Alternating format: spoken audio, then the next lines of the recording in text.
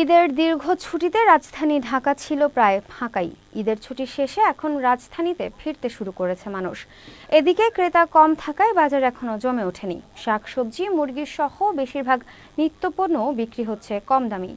আজ রাজধানীর কারওয়ান বাজার, কাপ্তান বাজার, শেওড়াপাড়া বাজার সহ বেশ কয়েকটি বাজার ঘুরে দেখা যায় কিছু বিক্রেতা পণ্য সাজিয়ে বসে আছেন, তবে ক্রেতা কম। এতে অনেকটাই কম দামে বিক্রি হচ্ছে বেশিরভাগ নিত্যপণ্য। বিক্রেতারা বলছেন বাজারের পণ্য আসছে, এই মুহূর্তে ক্রেতা কম থাকলেও 2-1 দিনের মধ্যে বাজার আবার জমে উঠবে।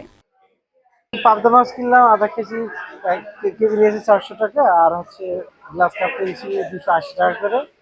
আর কিনছি হচ্ছে আপনার তেলাপিয়া মাছ নিচ্ছে 250 টাকা করে। ঈদের আগে মনে হয় 240-30 টাকা ছিল, এখন তো মনে হয় বাজারে সর্বরকম একজন হয়তো বা কম বেশি হচ্ছে। গরুর মাংস খেয়ে সবাই এখন বোর, সবাই একটু মাছের বাজারে আসছে, একটু মাছের বাজারের দাম একটু বেশি।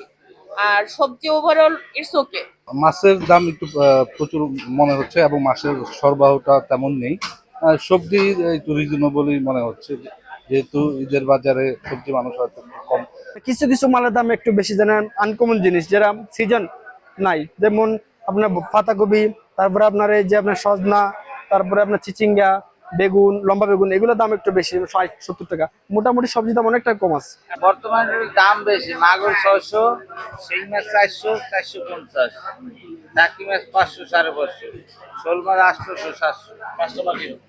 কাস্টমার ঈদ ভাঙ্গা তো মোটামুটি। আর এখন কাস্টমার কমই হবে, ঈদের পরে না, সবাই ছুটিতে আছে না, কুরবানি দিছে না, মানে আমাদের খিদাতে যেমন গরু কাটতে হয়েছে। আদা রসুন আগের দামে আছে, আদা বিক্রি করতেছি 170 টাকা, রসুন বিক্রি করতেছি 200 টাকা।